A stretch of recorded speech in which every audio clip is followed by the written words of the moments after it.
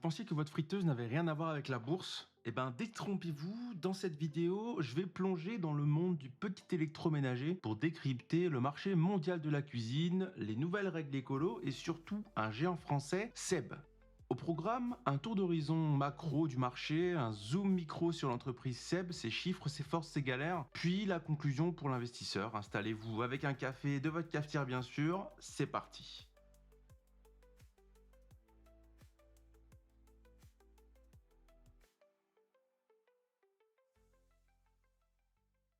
Pour parler purement macro, le marché global du petit électroménager, ou qu'on peut appeler aussi SDA pour Small Domestic Appliances, pèse assez lourd. Effectivement, on parle d'une valorisation autour de 329 milliards de dollars en 2024. Et c'est un marché qui a encore de l'appétit, il n'est pas encore à sa maturité complète. Effectivement, on attend une croissance annuelle d'environ 6 à 7% jusqu'en 2032 pour atteindre plus de 540 milliards de dollars à cet horizon. Vous allez me demander quels sont les moteurs de cette croissance. C'est principalement l'urbanisation galopante et l'essor d'un lifestyle centré sur les commodités, un public de plus en plus urbain, pressé, qui cherche des appareils pour gagner du temps en cuisine. Ajoutez à cela la montée du e-commerce. Effectivement, acheter son blender en ligne est devenu un jeu d'enfant. Et également dans l'équation, on a la premiumisation. Effectivement, même le grille-pain devient un objet de luxe high-tech. Résultat, les fabricants surfent sur une vague d'innovation avec des appareils connectés, des designs compacts, des fonctions multiples, etc. Et on n'arrête pas le progrès dans votre cuisine. Pour continuer notre analyse macro, on peut parler des effets du Covid, donc de la pandémie qui était il y a de ça quand même 4 ans. Après le boom du Covid, on a un retour à la réalité, puisqu'effectivement, on était confinés chez nous, on s'est rué sur les machines à pain et autres robots cuiseurs, ce qui a artificiellement, entre gros guillemets, dopé les ventes. Mais en 2023-2024, on assiste à une normalisation des volumes. Fini le grand remplacement frénétique, beaucoup de ménages ayant déjà fait renouveler leur équipement pendant la pandémie. Les fabricants font donc face à une pression sur les prix et multiplient les promos pour écouler les stocks constitués un peu trop gaiement en 2021 et 2022. Côté consommateur, c'est l'heure des arbitrages. Avec l'inflation, on hésite à racheter une dernière cafetière de dernier cri, on repousse les achats non essentiels. En clair, la fiesta du petit électroménager est retombée et chacun compte ses sous. Et comme si le marché n'était pas assez sportif, Bruxelles s'en mêle, la nouvelle réglementation européenne consacre le right to repair, soit droit à la réparation en français, et l'éco-conception durable. L'objectif, des produits qui durent plus longtemps et ne finissent plus à la poubelle au premier pépin. Concrètement, les fabricants doivent garantir la réparabilité de leurs appareils sur de longues périodes, avec des pièces détachées disponibles, des manuels de réparation, etc. Et tout ça en concevant dès le départ des machines faciles à réparer. Bonne nouvelle pour la planète, mais assez casse-tête pour les industriels, on va pas se mentir. Il faut allonger la durée de vie des produits, potentiellement vendre moins en renouvellement. Même combat avec l'éco-design et la traçabilité des matériaux. C'est vertueux, mais cela peut freiner la rotation des nouveautés en rayon. Enfin, pour conclure sur la partie macro et après on rentre dans l'analyse de Seb, il est impossible de parler du marché sans citer les nouveaux acteurs agressifs qui bousculent les historiques. Aux côtés de Seb ou de Philips, qui est devenu Versuni, des pure players venus d'ailleurs gagnent du terrain, avec Shark Ninja, le champion des blenders et aspirateur ninja, DeLonghi, le pro des machines à espresso, Brevi, Sage ou encore des marques asiatiques très offensives. Prenez Shark Ninja en 2023 pour un exemple. Ses ventes en Europe, Moyen-Orient ont bondi de plus 80% sur un seul trimestre, grâce à une avalanche de nouveaux produits. Ses concurrents, super innovants et agressifs en prix, grignotent des parts de marché et forcent les vieux briscards à réagir. Est-ce que c'est vraiment une opportunité ou une menace? Pour des groupes établis comme Seb, c'est un défi. Ils doivent innover tout en gérant un parc installé immense et maintenant concilier durabilité et rotation commerciale. D'un côté, l'expérience et un SAV solide peut devenir un avantage. On y reviendra avec Seb qui propose la réparabilité 10 ans sur ses appareils. De l'autre, la règle du jeu change. Impossible de baser le business sur l'obsolescence programmée. Il faut trouver de nouvelles sources de revenus avec du service, haut de gamme et durable. Le décor macro est planté, vaste marché en croissance modérée, conso plus exigeante, concurrence féroce et régulateurs vigilants. Passons à Seb.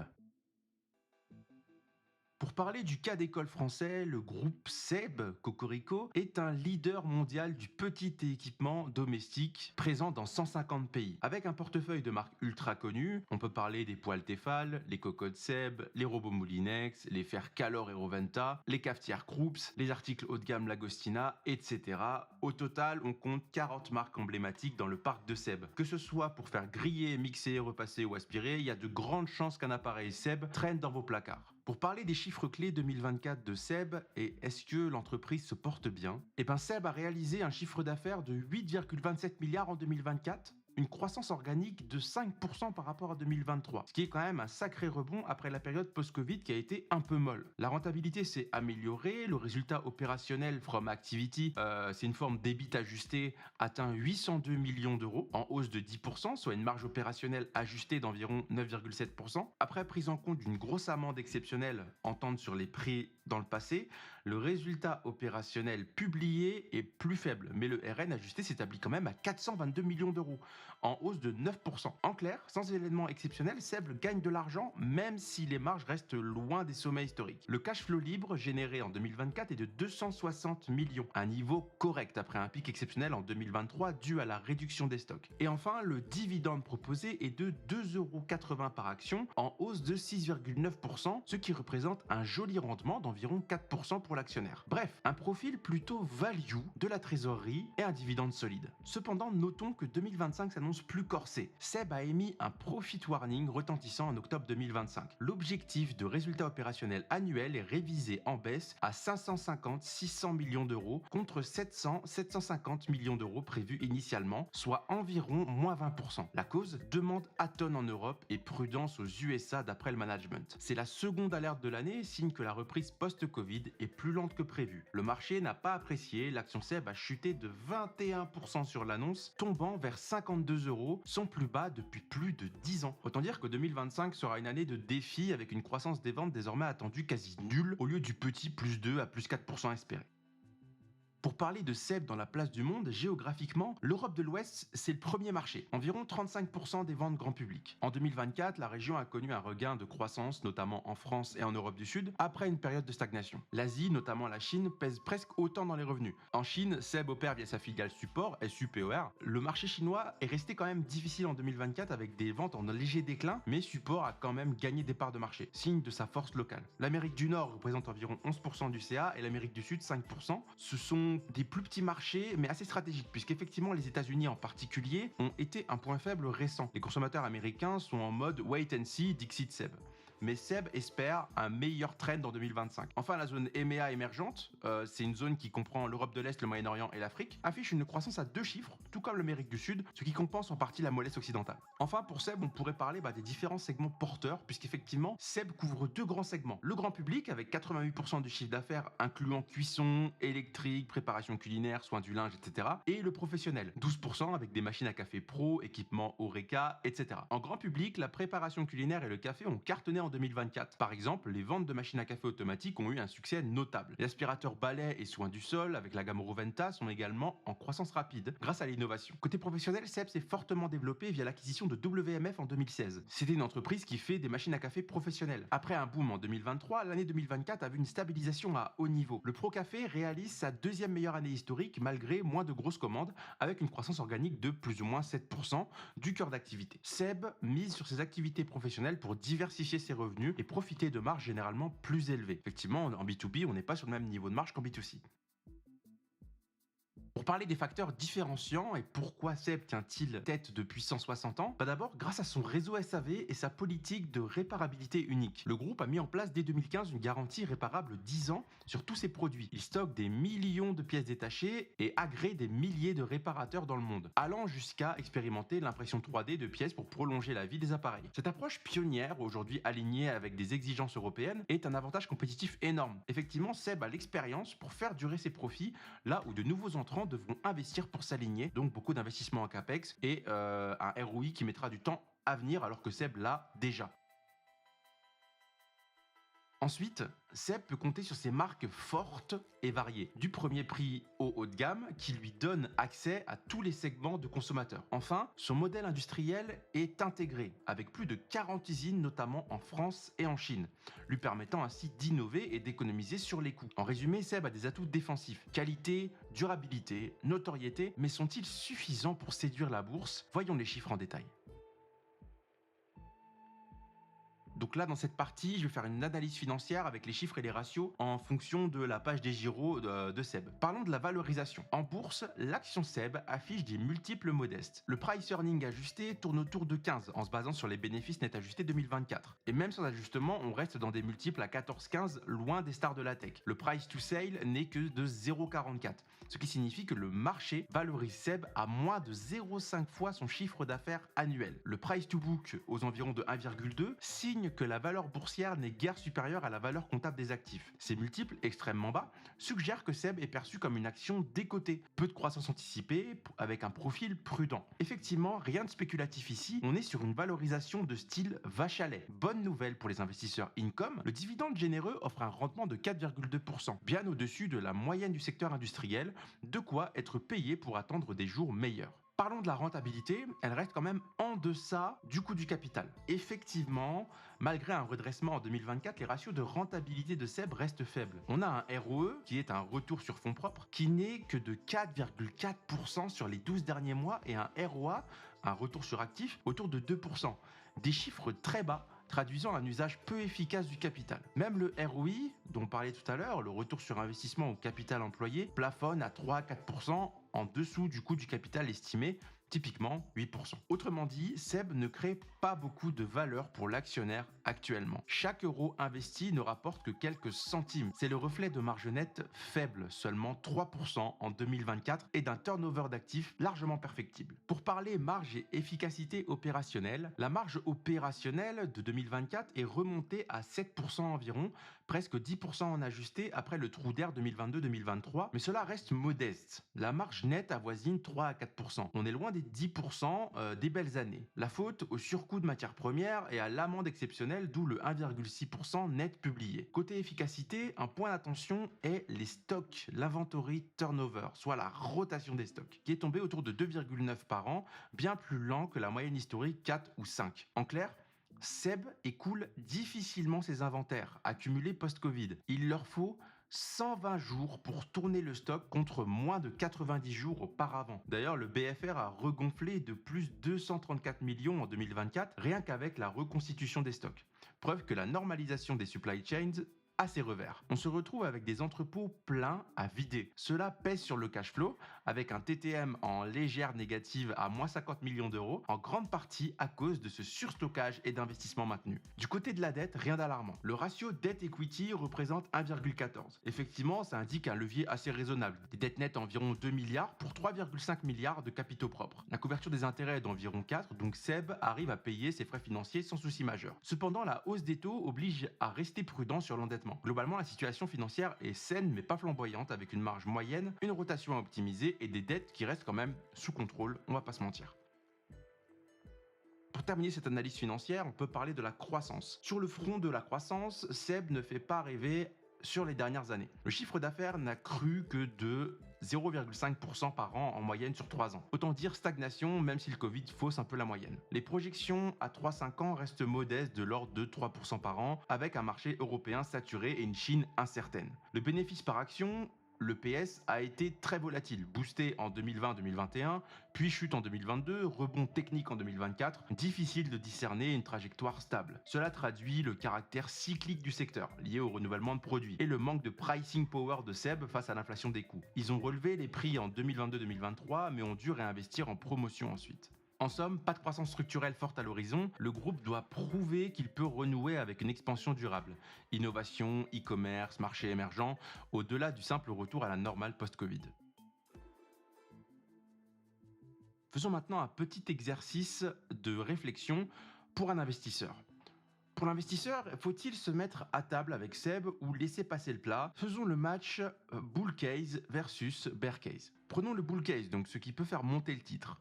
La valorisation reste quand même attrayante et le dividende élevé. L'action traite sur des multiples bas et offre un rendement de 4%. Pour un investisseur patient, c'est une opportunité d'acheter un leader mondial à prix cassé tout en encaissant des dividendes confortables. Si le marché se rend compte que SEB a été survendu, avec un P plus S de 0,4 proche des planchers historiques, un re-rating est possible.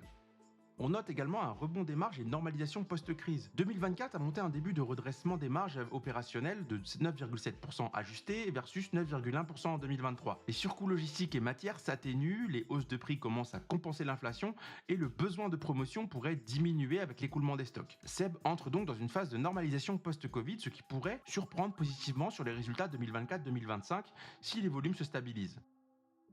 Ensuite, le modèle reste robuste avec des marques défensives, ne l'oublions pas. SEB, c'est un peu le LVMH du grippin, entre gros guillemets. C'est un portefeuille de marques uniques, couvrant toutes les gammes, ce qui lui permet clairement de résister aux crises. Son modèle industriel intégré, avec du design à la distribution, et son empreinte mondiale en font un acteur très solide. Cette résilience est un atout dans un secteur concurrentiel. D'ailleurs, malgré les galères récentes, SEB est resté bénéficiaire et cash positif, là où certains concurrents plus petits souffrent. Son SAV et sa réparabilité exemplaire pourraient devenir un argument de vente de plus en plus décisif à l'ère de l'économie circulaire. SEB est en avance sur ce terrain, pouvant ainsi transformer une contrainte réglementaire en un avantage compétitif. Enfin, sur le segment professionnel, machine à café pro, etc., SEB dispose d'une activité rentable et en croissance sur le long terme, moins cyclique, qui pourrait soutenir la performance globale.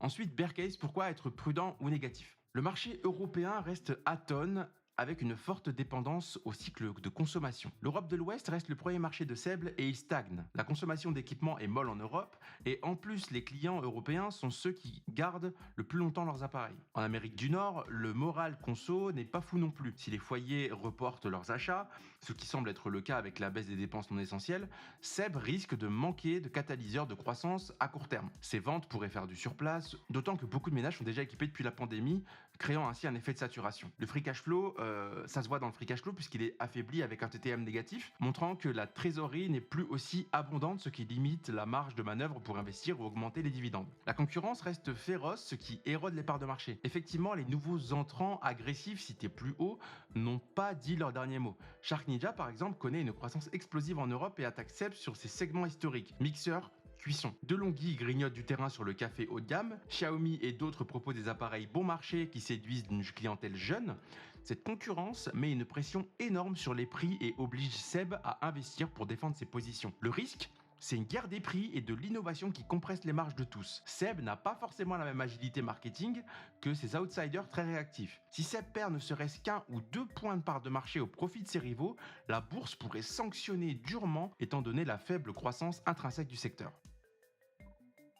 Enfin, SEB est soumis à des contraintes réglementaires et une transition à gérer. Bien que SEB soit placé sur la réparabilité, la nouvelle donne durabilité n'est pas sans coût. Produire des appareils plus robustes, fournir des pièces 10 ans durant, cela pèse sur les coûts de production et la logistique, stock de pièces, etc. À moyen terme, la durabilité pourrait ralentir le renouvellement des produits. Effectivement, si votre aspirateur Roventa dure 15 ans, vous n'en racheterez pas avant longtemps. Pour l'instant, les consommateurs sont partagés entre envie de nouveauté et conscience écologique. Mais si les législations vont encore plus loin, avec obsolescence programmée sanctionnée, réparation subventionnée, cela peut perturber le modèle d'affaires de SEB qui misait sur l'innovation régulière pour inciter à l'achat. En somme, beaucoup d'inconnus sur comment SEB s'adaptera. Même s'ils ont des pistes comme la location ou le reconditionné, CF leur programme répare SEB. Enfin, la structure de coûts, usine en Europe, inflation des salaires, peut handicaper SEB face à des concurrents produisant à moindre frais en Asie ou innovant via des modèles plus asset-light. Enfin, pour avoir une vision un peu plus neutre, au final, SEB c'est la version industrielle d'une valeur old school européenne. Elle est sous-valorisée, rentable, mais pas sexy, on va pas se mentir. On peut la voir comme un bon canard boiteux, temporaire, qui finira par se faire une santé lorsque la conjoncture s'améliorera. Le pari long terme, c'est que la normalisation post-Covid finisse par booster les volumes. Il faudra bien remplacer les appareils achetés en 2020-2021 lorsqu'ils rendront l'âme à partir de 2024-2025. Et que la vague de réparabilité renforce la réputation de SEB au point d'en faire un argument de vente. Acheter du SEB, ça dure et c'est réparable. Dans ce scénario, SEB pourrait retrouver un chemin de croissance modeste mais solide, ce qui débloquerait la valorisation, le marché payant de nouveau pour la visibilité des profits. A l'inverse, si rien ne bouge et que SEB reste englué dans une croissance zéro et des marges moyennes, le cours risque de végéter pour seul lot de consolation, le dividende.